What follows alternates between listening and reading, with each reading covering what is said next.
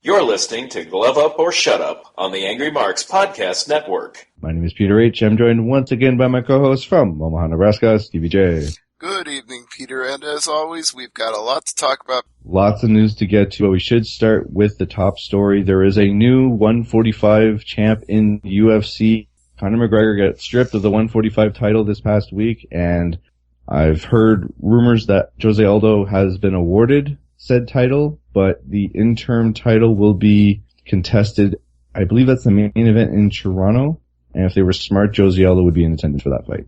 Basically, what they're doing is they're using the interim title to crown a new number one contender, because if they have a title on the line, they can have a 5-round main event, and if they don't, they can't. It would be 3 rounds, or it would be just not worthy of being a pay-per-view main event. So this interim title is really meaningless. Jose Aldo was the interim champion. When Conor McGregor was stripped of the featherweight title, that made Jose Aldo the champion automatically, which meant there really shouldn't be a reason for an interim title anymore. But that's what we got, because they needed a new main event with Daniel Cormier pulling out. That's a sad story there. Cormier pulling out due to an injury, and Rumble Johnson was offered Gegard Mousasi as a replacement fight, and he didn't want to jeopardize it because he knows the injury to Cormier is minor. It won't keep him on the show for that long, so he said, I'm going to wait a little bit and we'll fight down the road. So if it was a major injury, I could see him taking the fight with Mousasi, which is a dangerous fight. But if it's something where you wait a couple months more, you can wait. You know what I mean? Yeah, that's essentially what he's opting to do. He's like, you know what? Why risk a title shot? Why risk my number one contender status? I'm just going to chill. Now, there's talk, well, while we're on the talk about the Toronto show, there is more news here that just came out today that Kelvin Gastelum has agreed to a fine of $2,000 to pay off the the New York State Athletic Commission, so that his suspension has been rescinded so that he can fight in Toronto against Tim Kennedy. You know, I think they would have probably just approved him to fight whether he paid the fine or not, because really, he didn't fail a drug test. He didn't miss weight. He just simply didn't weigh in. So I know that in most cases I argue for commission reciprocity, but in this case I would have been fine with it if they hadn't done anything to keep him suspended. I think that one you could probably look the other way on, but in the interest of fair play and keeping everybody in the same system, if you will, even though he didn't commit a foul like cheating or stepping on the scale too heavy, then just fine, let him pay the fine, and then he's got reciprocity in Toronto and everywhere else, because his matter with New York can be considered closed. Now we go from UFC to Ryzen Federation. Oh my God, do we have to talk about this stupid Gabby Garcia fight? Yeah, we do. This is criminal. I'm not saying that Japanese mixed martial arts is an outlaw territory or the Wild West or just some podunk reservation fighting group, but this is shameful. This fight should not even be taking place. Gabby Garcia, who is She is a gigantic woman. She is large, muscular, and powerful. She's bigger than Cyborg. She reminds me of Joni Lawler before she had her cosmetic surgeries. That would be a fair assessment.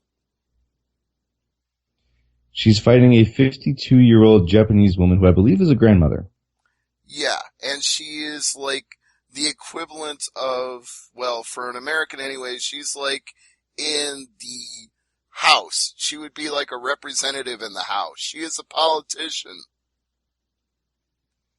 Now, the thing is, another interesting aspect about this fight is that Gabby Garcia is going to go into this fight 40 pounds heavier than her opponent.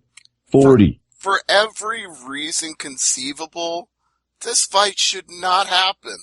The age difference, the weight difference, the experience difference, because this woman she's fighting hasn't fought in 16 years. You can't jump back in, not just at her age, but 16 years after the last time you had a fight. That is just plain absurd. Now, the only comparison I could say is we talked about the 145 fighter a second ago. It'd be like Jose Aldo fighting Michael Bisping. Yeah, or I'd even go so far as to say it would be like Frankie Edgar fighting Rumble Johnson. Oh my God, no. Exactly. It's dumb. They're doing this because we're making a stink about it. The very fact that we're talking about this right now and talking about how dumb it is exactly why they're doing it, because they know people are going to talk about it and people are going to tune in. So we are unintentionally doing them a favor. And I don't want anybody to get the impression I'm doing this promotion any favors. We're talking about it because it's newsworthy, but it fucking sucks. It's dumb and it shouldn't happen. It's newsworthy, but for all the wrong reasons. It besmirches mixed martial arts. It gives the sport a black eye like Gabby is going to give her opponent. There is no good reason for this. Now, I do have an injury update for this Friday's show for Emmanuel Sanchez got injured and Bellator added a new fight for this show. A new co-headliner fight. Yeah, well, there have been a whole bunch of changes. Basically, the two cards this weekend have just gone massive overhauls. The one on Saturday has had the most changes because that was originally supposed to be John Teixeira versus Pat Curran. Pat Curran pulled out with an injury, so they rebooked Teixeira to face Justin Lawrence. And then they signed a new main event of Derek Campos and Patricky Frere. But guess what? Patricky Frere pulled out with an injury. So now, the new main event for Saturday night is going to be a rematch between Darian Caldwell and Jotai Menglo. Meanwhile, on Friday night, they were originally supposed to have a fight between AJ McKee and Emmanuel Sanchez at featherweight. McKee's the hot young stud, 5-0, the son of Antonio McKee that has just been tearing it up in Bellator. So Emmanuel Sanchez was going to be a real test for him because he's twice his experience, 3 times, and got a lot of wins off of split decisions that he makes his opponent's life's hell. El Matador is a very tough, gritty, outpoint you kind of fighter, so just the test that McKee needed, but Sanchez pulled out with an injury. So once again, on the main card of one of the shows this weekend, we had a rebooked fight, and this time they called the fighter up from the prelims to face McKee on short notice, so he's getting Ray Wood. Not exactly a tough test compared to his original opponent, but I wouldn't underestimate Ray Wood. No, but Adam Piccolotti, the guy we just talked about a week or two ago, who had a great showing on the main card of San Jose, he made quick work of Ray Wood. He choked him out in like 3.5 minutes of the first round. Yeah, but his takedown defense is pretty, his takedown offense is pretty, good for his size. I was, surprised that he was, how do I say this? The speed in which he took him down really impressed me. I understand. It wasn't a slow takedown, it was quick. It was like, damn, if he continues to take down guys like this, who have a good takedown defense and slap on that submission, keep it up. Yeah, Piccolotti is going to be a handful for any lightweight out there, and, you know what? I feel like the same is true for AJ McKee at featherweight. I mean, we're talking about 2 undefeated fighters in their respective weight classes. These guys are both the real deal. All right, well, talking about another fight here, UFC Fight Night 103 in Phoenix had Chase Sherman against Walt Harris has been added to that show in Phoenix. That's a pretty good fight. All right. And what do you know about this? I got a couple of messages about this today, Stevie. Industry redefining announcement. Okay, I did get a press release about it. Do you want me to quote from it? Well, it says something about GSP, TJ Dillashaw, Donald Cerrone, Cain Velasquez, Tim Kennedy, and Bjorn Rebney? He's back? Bjorn Rebney. He's back? Well, you just basically stole everything I was going to read you from the press release, so what do you even want me to tell you? I guess I can tell you that all of the fighters that are listed in this industry-changing announcement are all represented by the Creative Artists Agency, and they are rivals to WME IMG, who now owns UFC. So there's definitely a little bit of industry turf war going on here. Whatever is redefining the industry here, it's being orchestrated by WME's rival. So last time I checked, Velasquez, Dillashaw, and Cerrone and Kennedy are still under contract with UFC, correct? Right. So what's going on here, if you're reading between the lines, is they're proposing a fighters union. It's not like they're going to set up a competitor to UFC with the handful of fighters that are signed to CAA. That's not what they're looking for here. They're looking to, well, quote unquote, change the landscape of mixed martial arts by starting a union and using all of these guys that are part of their talent. You know, basically the guys that have enough clout that are signed with them. That's why you're getting GSP and Tim Kennedy and Cain Velasquez and so on, because those are the biggest name fighters that are signed with CAA. And if somebody was going to spearhead a union, those would be the guys. I wonder if Roy Nelson signed with them. I have no idea who he signed with, so I don't even think about talent agencies in that much regard until things like this come along. And, you know, William Morris Endeavor was obviously going to ruffle some feathers when they bought UFC, and consider those feathers ruffled because, like I said, if you read between the lines what's going on here, that's what's going on. Well, I mean, a union, that's a tricky thing there with the complications with the company that owns UFC now. And do you think we'll see this trickle-down effect involving non-UFC fighters? I think the trickle-down effect is when people leave UFC and go to Bellator. All right, let's move on to UFC Fight Night 103, BJ's return fight, and apparently tickets to get you into the building, Stevie, a mere $40. That is very reasonable. For BJ Penn, that's amazing. Hall of Fame UFC fighter coming back. It's pretty good. But there's something else here. No, that's not it. Oh yeah, Lyoto Machida. I wanted to talk about this. He's suspended for 6 months. I think it was, you sent me this text, last week. He's suspended for 6 months. He's made a bold prediction. He thinks when he comes back, Machida will have the title. Not Machida, sorry, Jacare. So Jacare Souza will have the title when Machida comes back from suspension. I guess that depends on what happens with Romero and Bisping. I think he's pumping up his teammates' tires a little bit there, but I don't know. Bisping is on his last run now, and he's the champ. I don't know how much gas in that tank, to be honest. I don't even want to think about how much gas is in that tank when that tank called Romero hits him. Oof. Yeah, that's... Yeah, that's going to be that tank may painful. Fall apart, yeah. Painful, I think, is the best way to say it.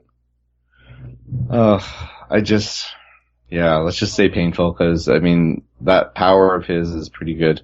There was one more quote before we talk about this past weekend's UFC show. Have you ever interviewed a fighter called Ilima McFarlane? Elimale. Yes, Elimale McFarlane. I believe I spoke to her on a conference call. I don't know if I've had a one-on-one. I'd have to go back through my long list of Bellator interviews and check, but Elimale is one of the up-and-coming female stars of Bellator that they're touting pretty heavily. The quote going around the circles this week is that Apparently, she told her day job if she wins her next fight at Bellator 167, she quits. I guess I could understand that, because if she gets another win, that would pretty much prime her to be in contention for a title in that weight class. So that'd be a full-time job at that point. So if you're her boss, do you cheer for her or against her? I guess it depends on what she does at her job. If she's a nuclear scientist or something, I'd be like, yeah, I want you to lose. We kind of need you. Or if you're a model employee, but if you're one that comes, I don't imagine her to be anything but a model employee, so. Yeah, well. Totally unrelated note, but since you talked about being a model employee, you saw what happened with the guy from the Spirit Squad in WWE, right? Oh. Yeah, there was rumblings about that. What was that? Okay, well, Kenny Dykstra was thinking he was going to get a new WWE contract, so he kept not showing up for his day job and calling in sick, and finally they just said, you know what, you've missed enough days, you're fired. And the bad part is, he still doesn't have a WWE contract, so he may not have bet on the right pony there. Oh, no. That's the worst. Mm-hmm. All right. At least when Matt Stryker did it, they actually gave him a job. Absolutely. Now look what he's doing. He's on Lucha Underground, last time I heard. Yeah. All right. So we should talk about the UFC show that happened in Australia this past weekend and the main event. Okay. I gotta say something before we talk about this show. If you like decisions, get a nice pillow, comfortable, get it comfy, get a nice warm drink, because this is the cure for insomnia. It tied the record, Stevie. 10. I'm not doing an NXT joke here. 10. Do you think I'm decisions. even sad about that, considering that I was at a football game all day long? I don't feel like I missed a damn thing. You missed a few interesting fights. I will say there were some fights that were better than others. I heard that the Kyle Noak fight was interesting because he retired afterward. Yeah, that was the third straight week where we've had a fighter have a underwhelming performance, and they're like, you know what? I'm done. But then I kind of predicted that on our show. I said that Noak was long in the tooth, he'd been around forever, and just fighting in Australia wasn't enough to get him over the hump anymore, and I know I should be sad about being right because he retired, but yet I was right. Well, we talked about Misha Tate a couple of weeks ago, and last week we neglected to mention the same thing happened with Manny Gamburian, and this week it's Kyle Noak. You know what? The UFC rankings people told me that she's not technically retired. Huh? Yeah, I sent them an email about that, and I said, you know, Misha Tate is still available in these rankings, but she says she's retired, so I'm a little confused as to whether or not we're supposed to be ranking her, because I see some of the other reporters still are. And they sent me back an email and said, well, she may have said she's retired, but she's still under contract. I think there might be some retirement paperwork that she has to sign before she's officially considered retired. Maybe so, but I took her at face value when she said she was retired. I'm like, okay, I'm not going to rank you anymore. You say you're retired, you say you're not fighting anymore, then you're not in the top 15 anymore. To me, I didn't need to wait for the paperwork to be signed. I thought that was, you took a fighter at face value when they say they're retired, they're retired. I didn't have any reason to doubt her. All right, so let's move on to the main event here. Robert Whittaker, Derek Brunson. Well, at least if you had to watch a shit ton of decisions, you got a short and violent fight in the main event to make up for it. Well, the thing about Derek Brunson, he's got a big head, and Whittaker treated it like a big target. Now, I heard that Brunson was actually the one treating the opponent's head like a target early, but then he ran out of gas. Yeah, which I'm not sure if it's a travel or just maybe the game plan didn't go. It went so well in the first little while that he gassed himself out early. I don't know. But when that head kick rocked him, I'm like, uh-oh. And then punt, yep, no, done. Yeah. And that, because after so many decisions, you're like, okay, he's stopped him. Did that just, okay, oh my God, it's over. Like, holy crap, another decision. You were like, sweet, merciful Jesus, thank you, Lord. Yes, it was a miracle. It was glorious, so to speak. Glorious. But, you know Abby hates that song over on Thursday Night AMP. She cannot stand Bobby Roode's theme song. She hates it. I was singing it in Toronto, my friend. I am so glad, because I love that song. You and I are made of the same cloth here. We're both cut from the same cloth. Mm-hmm. Doing the show 312 times now, of course we are. Yeah, but I mean, I'm sure I mark out for the song in general anyway, but you had to be twice as happy when you saw he had a whole choir to sing it for him. Yeah, it was glorious. It was glorious. There's no other way to say it. Absolutely glorious. Sorry, I keep sidetracking us into pro wrestling. Please continue. Besides the main event, we did have Noak retirement when Omari Akhmedov beat him by unanimous decision. Holbrook beat Matthews by split decision. I do want to talk about Volkanovski beating Kasuya with a knockout TKO in the second round, 206. That was a damn good showing by Volkanovski, and I'm wondering what he'll do with better competition. Not knocking Kasuya so much, but I want to see Volkanovski in 2 more fights at least and get the same result for me to really see his stock rise in the promotion. I hear what you're saying. Pedro beat Roundtree by a submission, a rear naked choke, 407 of the first round. This was one of those where you're like, no. Like, it was, I mean, I came out from the prelims and I had, let's see here. At that point, I sat through 8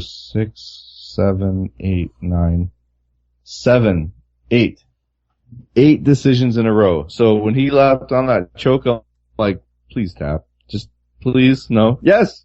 Tap! Cause I know you were in that one show, what was in Vegas, I believe, when Machida broke the streak of so many decisions, and when he got the knockout victory, the whole crowd erupted? No, actually, the show where that really absolutely stood out was a card I went to, I believe, in Minneapolis, where it had just been one decision after another over and over and over and over. And then with like 1 second to go in the first round, Czech Congo absolutely dropped somebody on their ass cold, and the whole place went nuts. Was it a kick? I don't remember if it was a kick or a punch. I just remember that he just creamed the guy and knocked him out with a second left in the round. And it was the great miracle. It was like, Czech Congo saves the day. Let's see. Pedro beat Roundtree and Taylor beat Hiham. Those are your main card fights. I heard as far as the prelims, Taylor Hiham fight was, everybody was saying that both of these women should actually be atom weights instead of straw weights. Mm-hmm. Yeah, it seemed like they were out of place in that weight class. I'll agree to that. Yeah. It's weird to say that because you don't really say that about other fighters, like 2 fighters at the same time. You just say, oh, this guy, he's missed weight 3 times, or this woman's missed weight twice or 3 times, so they need to be in different weight. But when you're talking about both fighters, it tells you something about the, not infancy of the promotion, but it's more, I think they're fighting at that weight class because this way they're on TV. Right. If they're fighting at their natural weight class, they have more trouble. Right. They're fighting at strawweight because they don't have any other choice. If they want to be in UFC, you can either be a strawweight or a bantamweight. Yeah, exactly. You give any beer you want as long as it's a Corona. Mm-hmm. Prelims, Chris Camozzi lost again. I've almost given up on him. Yeah, I hate saying. I kind of think his future lies elsewhere than UFC at this point. Jonathan Meunier beat Richard Walsh, pretty dominantly actually. I remember that fight. What was the other one that I really liked? Oh, Marlon Vera beat Ning Guan Yu. Another unanimous decision, 2 rounds to 1. I found that fight interesting. Alright, well, maybe that's one I'll, check out on a replay. Now the thing is, like, I've over the last little while, I've gotten used to the more technical fights. Like, if it was a wrestling perspective, it'd be more of a British or a Japanese where you're technically sound. I'm not so much for the flash. I like to see the actual moves being done. In MMA, I want to see a takedown done properly. I don't want to see you doing it half-assed. And there were some fights on here that I really liked, and some, not so much. Like, what you're saying, if I understand you correctly, is you want to see a guy, when he goes in for a double leg, you want to see him drop levels, get all the way around the knees, and lock his arms behind, and just really rip that guy off his feet to the ground. You want to see a well-executed, high-level takedown. Absolutely. Is that too much to ask these days? No. And yet you hate Ben Askren. Oh, because he'll just pin you to the mat, and it's like 5 minutes of that. It's like, no, that's... Okay, no, but make it a good fight. Don't make it a boring fight. There's a line. There's a fine line there. You can say whatever you want about what he does when he gets his opponent down, but watching him take an opponent down is a thing of beauty. But do something at that point. Just do something. That's all I ask. Like every fighter I've ever interviewed will say to you in return, if you don't like it, do something about it. If you can stop Ben Askren's takedown, you stop it. If you can't, then too bad for you. I'll make this prediction right now. I know it's a month before we do our predictions. I'm going to make a bold prediction here. Go for 2017, Ben Askren's in the UFC. I don't know. Dana White has said so many times he'd rather watch flies fuck that I can't see it happening. But if you want to be bold, then go ahead and be bold. I'll be bold. That's my bold prediction right there. Stay thirsty, my All friend. Right. Let's talk about Bellator. Let's start with the first show, and that is Bellator 166, I believe. Dantas and Warren, the rematch. Dantas, not Dantas. Are both shows in Thackerville? Yes, back-to-back at the WinStar World Casino and Resort. Oh boy, are they doing a takeover show too? Jeez. No, not that I'm aware of. They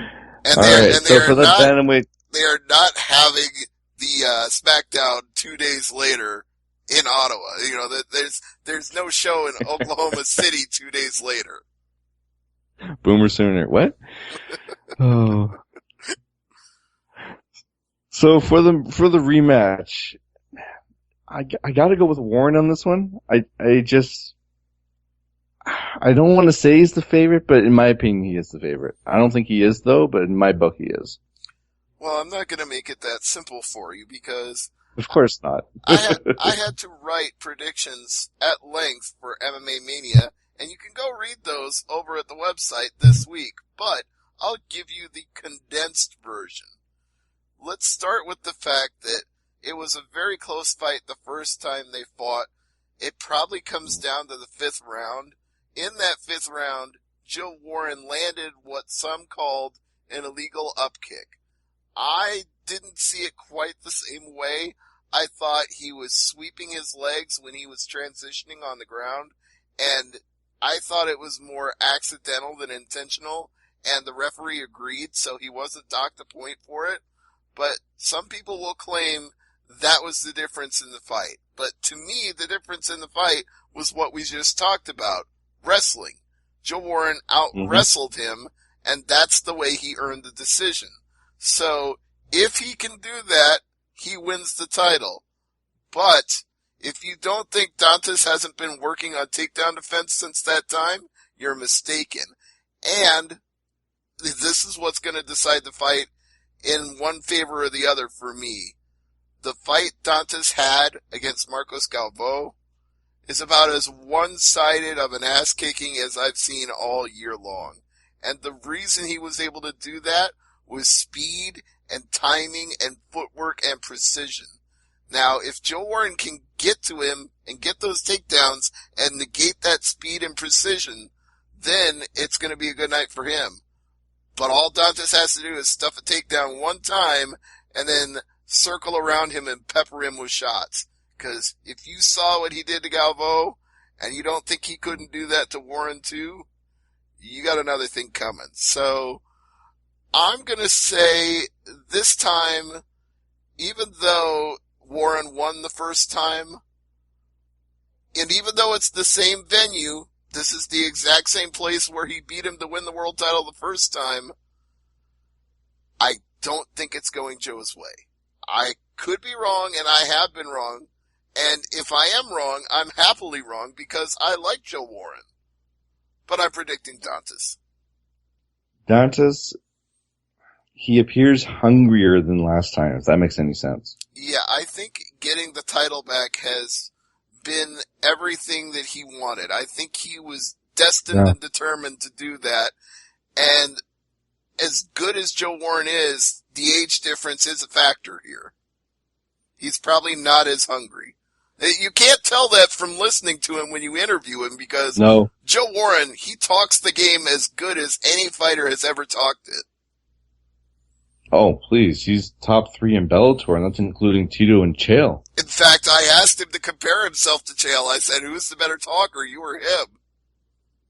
Oh, no. He gave a very diplomatic answer. He gave a great answer. He said, I'm going to have to rate myself number 2, and not just because I'm friends with him, but Chael is very meticulous and he plans out everything he's going to say, whereas I speak from the gut. I speak from the heart. If I tell you something, it's because I believe it's true. I'm like, wow, perfect answer. I accept. It's a good soundbite there, that's for sure. Well, if you want to listen to that soundbite, go to youtube.com/AngryMarks.com. It'll be up this week. All right, let's talk about the aforementioned AJ McKee versus Ray Wood fight. Now, when he was supposed to fight El Matador, this was a much more interesting fight to me, but this prediction is going to be really short and sweet. I think McKee takes him down, chokes him out in the first round, over and done. That's it, that's all? That's a wrap, buddy. Wow. Okay. I can see that. I don't think Ray Wood is on McKee's level. I just don't. LC Davis and Marcos Galvo. Now, this one is potentially a future contender for bantamweight because you got a guy who was on the cusp of getting a number 1 title shot and he lost to Joe Warren, and that would be LC Davis. And then you got Marcos Galvo, who won the title by beating Joe Warren. So these guys are both in that mix. And one of them's got to emerge as the dominant who's looking to challenge, although given what's going on with Caldwell and Timenglo, that could also be your number 1 contender, so it's very hard to say right now. But what I will say is this. Davis may be a little older, but he's also a little more experienced. He has a little bit of a reach advantage, and Galvo is not a finisher on his level. Galvo only finishes 29% of his fights. Davis does it almost 2/3 of the time. I favor Davis in this fight. You know you're going to get a good fight when you combine both records. It represents over 50 fights. Absolutely. These guys are both veterans of the game. And Chris Honeycutt and Ben Ryder. This one's interesting because both of them only have 1 loss. Chris is 8-1 with 1 no contest. Ryder is 17-1 with 1 draw. So it's not like 2 undefeated fighters, but it's the closest thing you can get to it without it being the case. Now, the difference here for me is Honeycutt is an outstanding wrestler, and he's got some good power. And Ryder, he's got some good credentials as well. But I feel like other than 1 lone loss to Paul Bradley, I don't think Chris Honeycutt has looked bad in a single Bellator fight. And Bradley is no longer even with Bellator. He jumped ship and went to World Series of Fighting. So, I believe the Honeycutt is the stronger fighter of the 2, even though he's the less experienced. Is a jump to World Series of Fighting at this point a lateral move or a downgrade? Wow. That's really opening a can of worms that I'm not sure you wanted to get into at this point because that could be a 10-minute discussion. Do you really want to go there? That's true.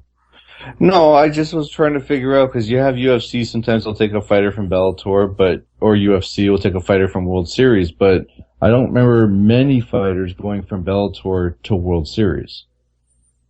I think there may be the bigger fish in a smaller pond mentality. Yes. If you jump there, I'm not sure it's a lateral move. I would I would like to be generous and say that it is a lateral move, but given that World Series of Fighting canceled 2 cards in the last month, and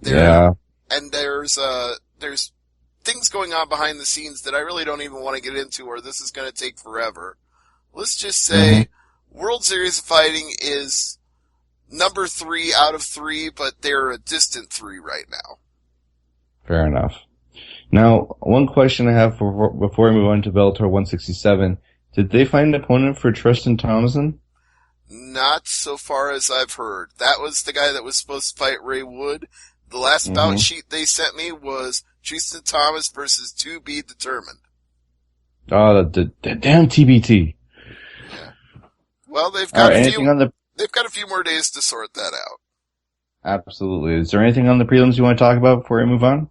Let me just look up the prelims really quickly, and I'll tell you that. There are a lot of prelims between 2 nights, so it's a lot to go over. That's true. Gregory Babin and Emiliano Sordi could be an interesting fight at middleweight. I could see that having a chance of being bonused onto the main card. Fair enough. Alright, so Bellator 167. Boy, what? Now it's Caldwell and Ty Manglo. That's the new main event. I don't want to say it's a show because there's more respect than that, but this has seen more changes than. Oh God, I don't even know how to. More changes than pit row at a NASCAR event. Oh, NASCAR jokes right here on AngryMarks.com. Well, seriously, where else are you going to get more changes? More changed tires in pit row than anywhere else. F1. Oh, F1 too. You're probably right about that. Indy, right. I could see an Indy race. Indy's okay. Yeah. Indy's okay. Darian Caldwell, Joe Tamango. Man, Well, there's 2 things to consider about this. I guess I'll go Caldwell. The first thing is, does Ty Manglo make the weight? Because the only reason he's really not the number 1 contender is because he missed weight. Yeah. And the second thing to consider is, does Caldwell make a dumb mistake? And he was winning the fight the last time until he made a dumb mistake and left his head out there for a guillotine choke when he went for a takedown. If he doesn't make that mistake again, no problem. He probably dominates the fight. He's going to learn from that mistake in this fight, that's for sure. Yeah, so first, Ty Manglo, make the fucking weight. And second, Caldwell, don't make any mistakes, and it's going to be your night. Justin Lawrence and John Teixeira. I got Lawrence in this one. I do as well, because the way he looked in his last fight with Isao Kobayashi, that was Justin Lawrence on another level. He didn't beat a guy who was a slouch fighter. He beat a guy with 18 wins. So he was fighting a quality opponent and just rocked him with a punch. Now, John Teixeira, very tough out. This guy hasn't lost in 4 years. He's had like 7 wins and 1 draw in the last 4 years. So Justin Lawrence, he was a beast against Isao Kobayashi. He needs to be that beast again in this fight. But I think he's like Matt Brown, shoe leather tough. Yeah, that's what we need from Justin Lawrence here. And I even suggested to him that maybe he's not the American kid anymore. Maybe he's like the American man. And he said, nah, if you've been around me in fight camp, I'm playful, I'm outgoing. There's a reason they call me the American kid. I'm like, fair enough, it works for you and you keep winning, so call yourself what you want. As long as you don't call yourself after a Pokemon Go character, I'm cool with that. Exactly. McFarlane and Ducat, we already talked about McFarlane. Emily Ducat's 3-1, McFarlane's 3-0. Did we ever talk about the soccer mom match that McFarlane had? I'm almost scared to say, but no.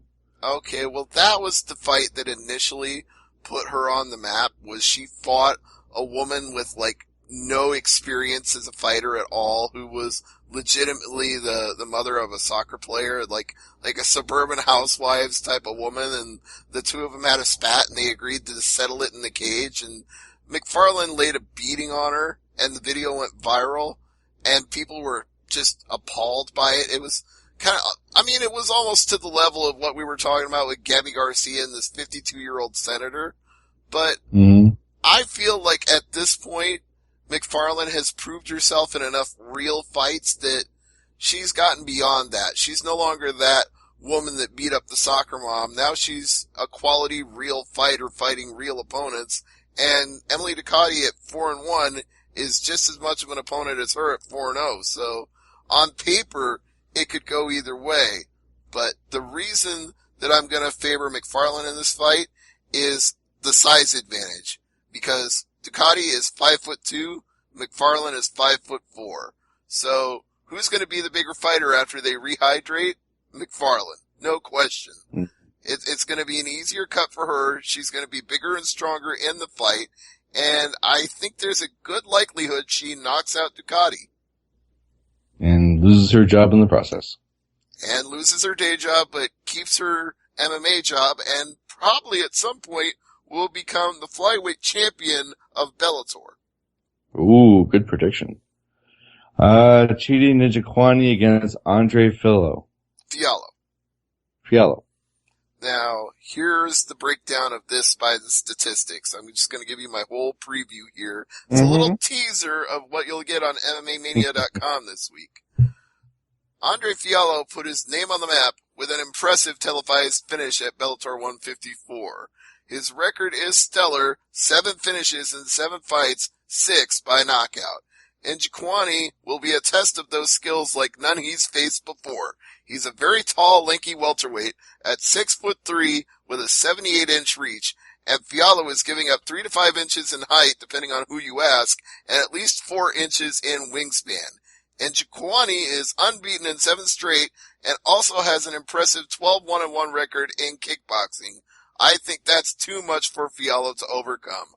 Final prediction, Chidi Njokuani takes a decisive, unanimous decision. Oh, don't say that. I don't want a decision on this fight. Well, Fiallo finish. Fiallo is undefeated, so I've got to think he's tough enough to go the distance. Yeah, I guess. I want to see Njokuani win a fight by decision, or not by decision, by stoppage. That's what I meant to say. Well, you may get your wish. I'm just making a prediction, and that's what I'm asked to do for my job, but it doesn't mean I'm going to be right. All right, so let's talk about the prelims. Is there anything here you want to talk about before we move on to the TUF finale? The 167 prelims. Oh, yes. Gerard Trice, the man I mentioned earlier to you off the air. Mm-hmm. He is a wrestling prospect. This was a very impressive, multiple-time All-American collegiate wrestler who got a huge contract from Bellator and a press release touting his signing. So you know they think he's hot shit. And he's got a big chance to prove it here going against, basically he was originally going to fight Brandon Lee, but Brandon Lee got shook when he looked at the credentials of this wrestler in front of him and went, no thanks, I don't want this fight anymore. So they gave him a new opponent, a guy that has almost no experience except maybe some amateur experience named Tommy Britton. And Gerard Trice, he basically thinks he's going to have his way with this newcomer. He calls him Tommy He Goes Down. Did Trice go to Penn State? No. Oh, usually when I think wrestling prospects, I think Penn State for some reason. Or is that just because of Mr. Wonderful? Well, yeah, probably the reason you're thinking of that is because of Mr. Wonderful. But you asked me what school he went to. I'm going to give you the name of it. Central Michigan University. Okay. All right, well, let's move on to TUF 24 finale this weekend, and it's at the Palms in Vegas. Main event, Demetrius Johnson against TBD. We don't know because the finals of the tournament have not taken place as far as we know. So we're going to have to wait like everybody else to find out who the opponent is on Wednesday night. The hot rumor is that it's Tim Elliott, but we'll wait and see. Mm-hmm. Overall, what do you think of this format? Honestly, I wasn't asked to cover this season of the show, so other than a few highlights on YouTube, I haven't really watched this it's a good concept, but this show this season didn't cause me to want to tune in, and it feels like Ultimate Fighter is just about out of gas at this point. See, I like the format. I don't like where they placed it. They put it up right at the fall TV schedule. If they put it in January or over the summer, you probably get a lot more viewers. But because it aired in September, October, November, and December, not the casual fan got bombarded with all the season premieres starting in September and got hooked onto their favorite shows, and TUF kind of went on the back burner. Have to agree with you. I think it just was not the right place, not the right format. You know what I'm trying to say here. I know what you're trying to say. It just wasn't. It wasn't a good fit. I remember one season of Ultimate Fighter that will live in infamy from a past season was Brock Lesnar and JDS, and the whole Brock Lesnar turning chicken shit into chicken salad. Still makes me laugh to this day. Oh yeah. Oh man. Let's see. Joseph Benavidez and Henry Cejudo. Man, that's a good fight. Well, that's another one where wrestling matters, and if wrestling matters, Cejudo wins. But Benavidez, how many times have you counted him out and he comes out on top? He is about 10 times tougher than most mortal men, so I would never count Joseph Benavidez out of anything. He may only be 125 pounds, but he'd kick your ass and he'd kick my ass probably at the same time without even trying. Well, speaking of experienced fighters, we also have Jake Ellenberger and Jorge Masvidal. Yeah, this one could be a big step up in the welterweight division for one of these two men. Who do you like in this one? I actually am going to go with Ellenberger on this one. I will as well. I think Masvidal, he's obviously got my respect as a longtime veteran fighter who's been in a whole bunch of different promotions and fought a whole bunch of good people over the years, but I almost feel like his time has finally passed with only one fight that he's won out of his last 3, and that being a unanimous decision against Ross Pearson, who I think we both kind of agreed is done at this point. That's not really a quality win, so I feel like Masvidal is ripe for the picking. You know, that'd be a good list. Tate, Gamburian, Noak, Pearson. I like the way that sounds. Hint, hint. Right. Jared Cannonier against Ion Cutelaba. I think that's Cutelaba, but I'll be honest, I could really not give a fuck. One fight I am looking forward to, Alexis Davis and Sarah McMahon. I should say I picked Cutelaba to win, but yeah, I'm looking forward to McMahon and Davis more than Cannonier and Cutelaba. Yeah, Davis McMahon, that should be the slobber knocker of the night right there. And Brandon Moreno and Ryan Benoit, that's probably a good fight. It's a good opening fight for the main card. I like that. The spot, the placement of that one, though. Bumping Gray Maynard to the prelims to fight Ryan Hall.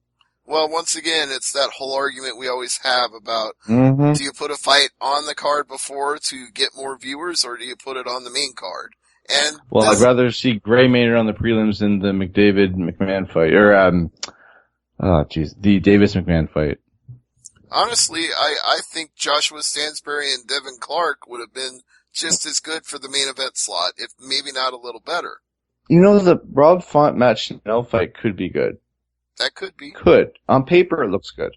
Oh, and Kylan has Curran. potential. Kylan Curran is no joke. I mean, she's 4-3, but she's tough. I mean, the 3 people she lost to are Felice Herrig, Alex Chambers, and Paige Van Zant. So, if you're not taking that fight seriously, you should be, because she and Jamie Moyle will go out there and have a scrap. And the last fight I want to talk about is on the Fight Pass prelims. Who is Brendan O'Reilly fighting, Stevie? Dong Yoon Kim. The Donger? He's on a Fight Pass prelim? I think this is the other Dong Yoon Kim. I know I'm being sarcastic. Yeah, there's more than one, and this is the other one.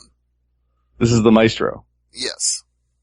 So, for those who are, losing their shit a little bit, saying, why is Dong Young Kim on the prelims on a Fight Pass? Wrong one.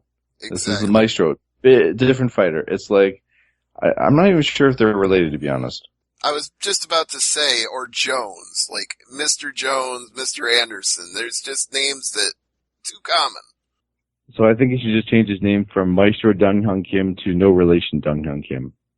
Maybe that would work. Alright, Stevie, what's on tap for Thursday Night AMP after your 1-week vacation? Gonna do the Turducken Awards. Oh wow, there you go. All right. Well, for Stevie J, I'm Peter H, the Hardcore Canadian. Thanks.